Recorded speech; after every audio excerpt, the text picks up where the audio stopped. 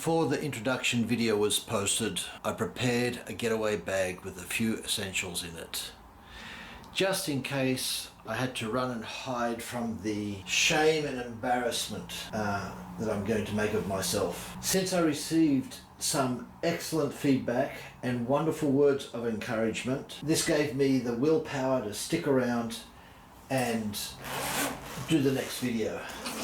Let me unpack first, and then we'll get stuck into it. Hello my fellow bibliophiles, my name is Jerry Aquamelos and welcome to the Gemological and Jewellery Book Club. Today's video may be a little repetitive for the seasoned collector.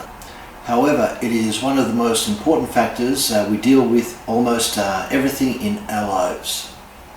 Besides the rarity factor, which can influence the value of a book, quality and condition of the book impacts its value. Therefore, the care we need to take in order to maintain it. We will go over the most common terms used to describe the condition of a book. These terms are used by booksellers to describe the book's condition, so we must have at least a good understanding of these terms. Remember that with most grading scales, they are subjective, and some dealers may take some poetic license into the definitions. So it is important to find dealers and people you trust. I would say that the older the book, the more forgiving we can be with these definitions. Another factor to take into consideration in the acquisition is what you intend to do with it. Are you going to use it on a regular basis as a reference book? In which case you may not want the absolute perfect condition and spend a small fortune on it. You may want to find one in a lesser condition, which is generally easy to find, and you will save some money on top of it. Some collectors who use their books regularly even buy a second copy, one to keep in pristine condition and the other to use in their working library. Now, with that out of the way, let's get into it. The first is as new or new condition. This simply means that it is in immaculate condition, just like it came from the publishers. It has never been shelved, thumbed, or even opened. And as an example, I have this one, which still has the plastic wrapper. Unfortunately, with time it's sort of come apart, but it's never been opened, thumbed or shelved, so it's in pristine condition. The next one is one that is in fine condition. Fine copies approach as new condition, which may not have the crispness of the new. It may have been opened and read, but there are no signs of defects to the book, jacket or the pages. And as an example, I have this one. The jacket, which is the outside cover, there's no tears on it. It certainly doesn't have the crispness of a new one, and it's been read. Let me put my glasses on. That's better. The next one describes a book in very good condition. It only has minor or small signs of wear. There are no tears on or either to the binding or the paper, and there may be some slight defects which should be described by the seller. An example of that is this one. It's still in pretty good condition, but the jacket has a slight tear on the top here, and otherwise it's still a really nice copy. There, we'll put that aside. A good copy is simply an average used book. All the pages or leaves are present, they're there. There are certainly signs of some use. Now we get into copies that are fair in grade, which means all the pages are present. There may be some missing pages, the front ends and the back end, maybe the half title as well. But this one I would classify as fair, which means the dust jacket is really worn. It's obviously been knocked around a bit,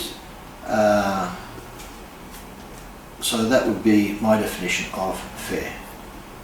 Also with fair, the binding shows some wear and tear, which is also evident up the top here and the bottom as well. Books that are in poor condition describe them as sufficiently worn. They may have some missing maps or plates. There are obvious scuffs, staining, spots.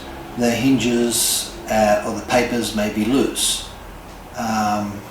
And as an example, I have this one where you can see the spine is really in poor condition. The cover is bent. I don't know if you can see it.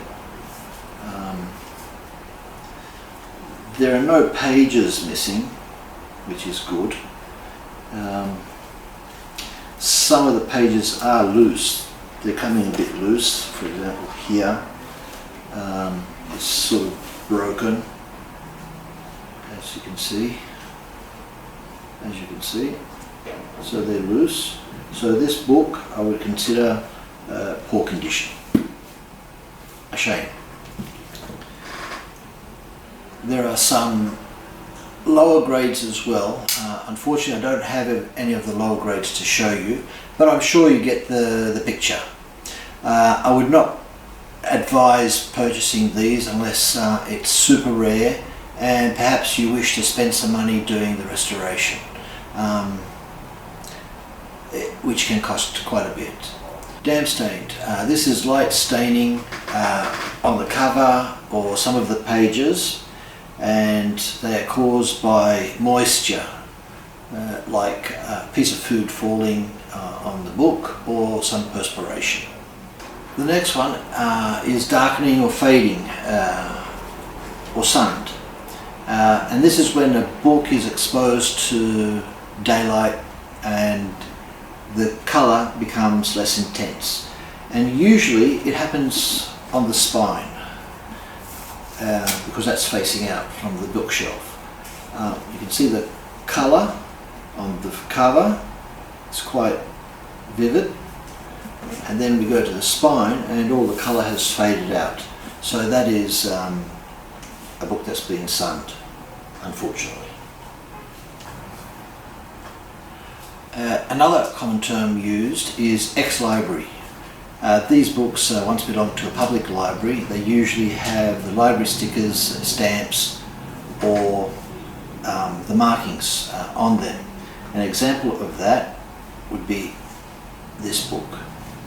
In this corner it has the classification or the positioning of the book according to the old system, and also there is